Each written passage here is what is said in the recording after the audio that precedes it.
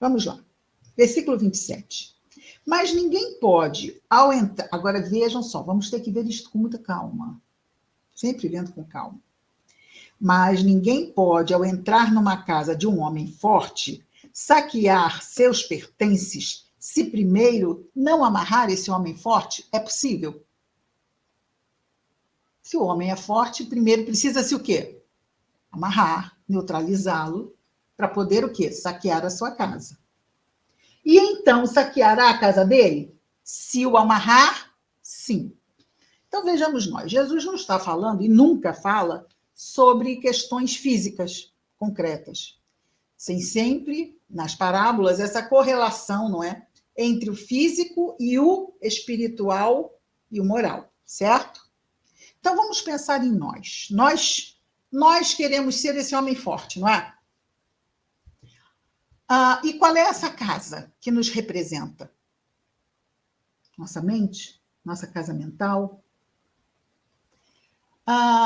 Vamos imaginar, e aqui Jesus está sendo... A referência é quando Jesus expulsa os daimones, não é? Certo? Porque um daimone, um espírito impuro, iria invadir a casa mental de uma pessoa para tentar dominá-la, saquear, não é? A sua sanidade, saquear o seu mental. Mas se ela for forte, não vai haver saque, porque ela não vai ser o quê? Amarrada, não vai haver isto. E o que então faz com que ela seja forte? Se quiser me escrever. O que faz uma pessoa, espiritualmente, moralmente falando, ter a sua casa mental protegida pela sua força mental? Jesus trouxe os recursos que nos fortalecem. A nossa casa mental é fortalecida pela verdade que Jesus nos trouxe. A palavra. Ou seja, conhecereis a verdade e a verdade vos libertará. Vejamos que toda esta luta não é uma luta externa. Porque nenhum espírito mal, maligno, o que for, vai nos dominar se nós estivermos salvaguardados num patamar superior. Ele não vai subir. Por quê? Sendo um espírito impuro, ele está aqui. E aqui, se nós estivermos atentos aos recursos de luz que Jesus nos favorece, ele não vai nos encontrar aqui, vai? Nós estamos acima, e acima ele não entra. A nossa casa mental não está acessível. Ele não tem acesso para chegar aqui. Se nós não nos mantemos aqui, facilmente aqui, ele pode o quê? Nos imobilizar e saquear, não pode? Mas se estivermos aqui, ele não tem acesso. Portanto, isto vai exigir, não vai? Jesus estava acabando de chegar trazendo o evangelho. Isso era algo que exigia o quê? Tempo e esforço. Tempo de quê? 1 ano, 2, 10 séculos, não é? Para nós estarmos, porque até hoje ainda é assim, não é? Nós estamos aqui, mas de repente alguém pode pisar no nosso calo e a gente... Esse é o risco. É por isso que Jesus diz para vigiarmos e orarmos, para não cairmos em tentação. Quando caímos, eles estão aqui. E se nós pararmos neste andar, eles vão entrar ou não nesse elevador? Vão entrar, claro que vão. Então, vigiai e orai para nos mantermos aqui. Para não cairmos em tentação. A nossa fraqueza nos faz cair, a nossa fraqueza moral nos faz cair, e aqui nós estamos vulneráveis a sermos amarrados e saqueados. Portanto, aqui é um local vibratório de risco. Esse é um desafio muito grande. Por quê? Porque não é a cólera apenas que faz com que nós abaixemos a nossa vibração, cairmos em tentação. A tristeza pode fazer isso? Sim. O medo pode fazer isso? Sim. A mágoa pode fazer isso? Sim. Então, vemos que são estados de alma que são comuns. Quem não fica triste? Quem não tem medo? Mas precisamos o quê? Por isso é que Jesus fala da vigilância e da oração. Porque é natural cairmos nesses estados, ainda somos espíritos imperfeitos. A imperfeição ainda nos toma de forma não muito difícil, ou não nada difícil. Portanto, eu vou ficar triste? Sim. Eu vou me sentir magoado? Sim. Mas tem que ser alguma coisa que, quanto mais vigilância eu tiver, mais eu estou pronto para o quê? Para sair desse estado. Para pedir ajuda ao alto, prece. E a nossa mensagem hoje, aberta ao acaso, fala de quê? Oração e cooperação. Então, a prece ela vai nos ajudar. Às vezes a gente diz assim, eu não consigo nem fazer prece. Vamos pedir ajuda? Vamos pedir ajuda. Sempre vamos ter alguém que vai poder parar um pouquinho.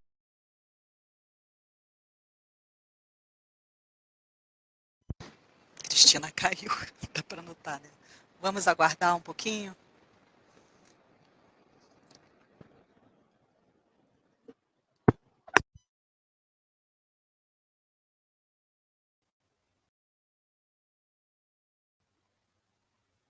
Voltei.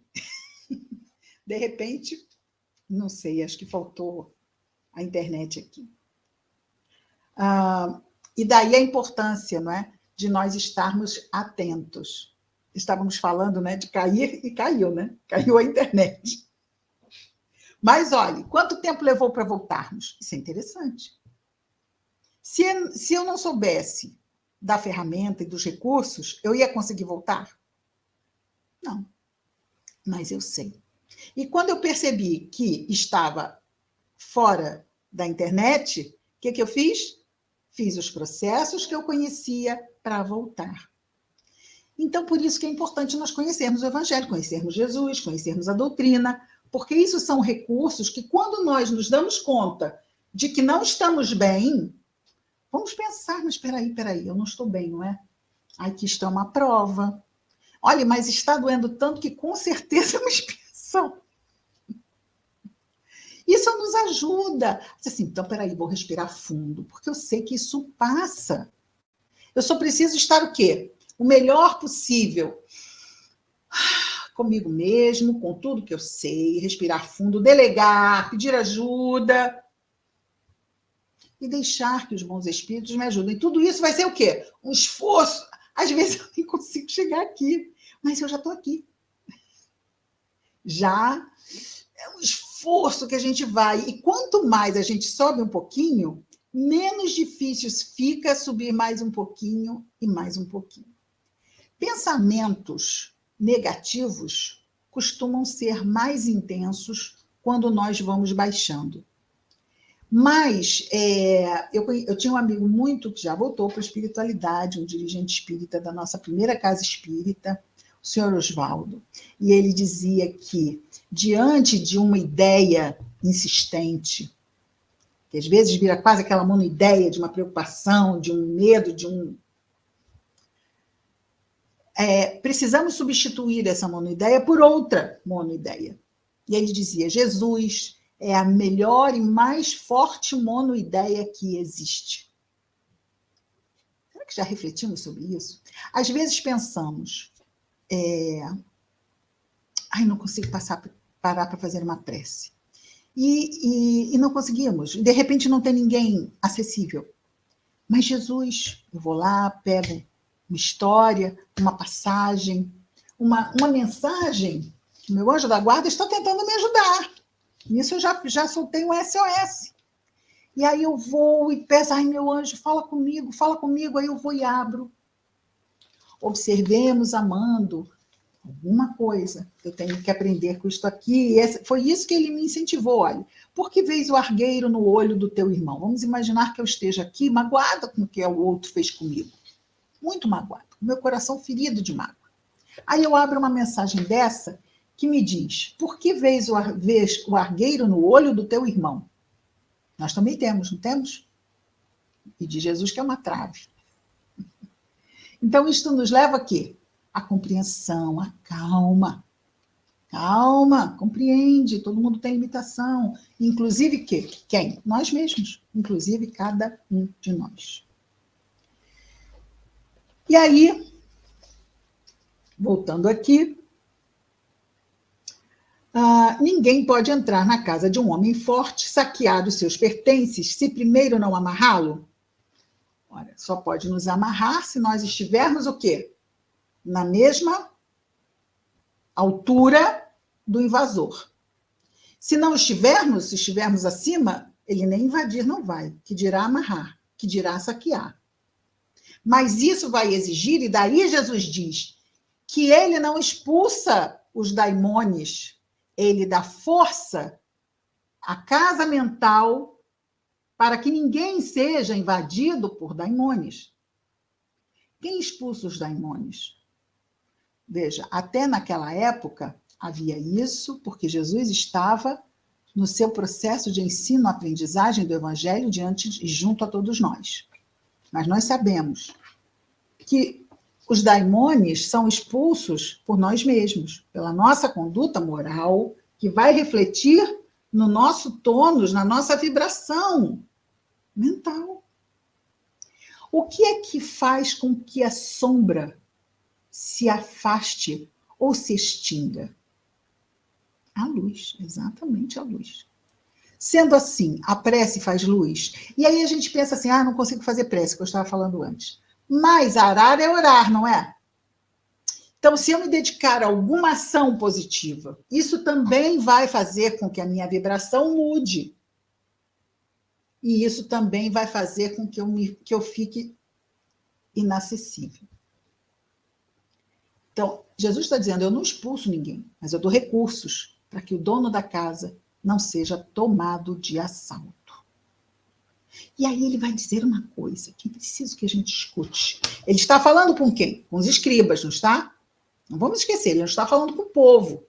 Ele não está falando com os apóstolos. Ele está falando com os escribas do Templo de Jerusalém, que estão ali para vigiá-lo, tentá-lo fazer cair em alguma armadilha para que ele possa ser exposto de forma muito negativa para o povo e dar motivos para que eles possam mandar prender Jesus. Porque a essa altura eles já estavam determinados a mandar matar Jesus. Então era pesado, não era? Ele estava diante de pessoas que ele sabia que queriam matá-lo. Que tudo aquilo era o quê? Um jogo de discurso, não é? Porque o objetivo era matá-lo. Era com esses homens que ele estava falando. Mas não vamos esquecer que esses homens também são vistos por Jesus como o quê? Irmãos, ignorantes, sim, ignorantes no sentido das realidades superiores, mas não ignorantes das realidades básicas religiosas. Eles não eram do templo? Eles conheciam Deus, eles conheciam a Torá, o Antigo Testamento, eles sabiam o que era bem e mal, não sabiam? E sabendo disso tudo, eles estavam tramando a morte de um homem justo. Isto não vai contra tudo que diz o Antigo Testamento? E olha que o Deus do Antigo Testamento é bem severo. Mas eles estavam agindo de forma nefasta contra tudo aquilo que eles diziam pregar. Simplesmente porque não queriam perder poder. Poder bem da terra, não tem nada a ver com o poder do alto.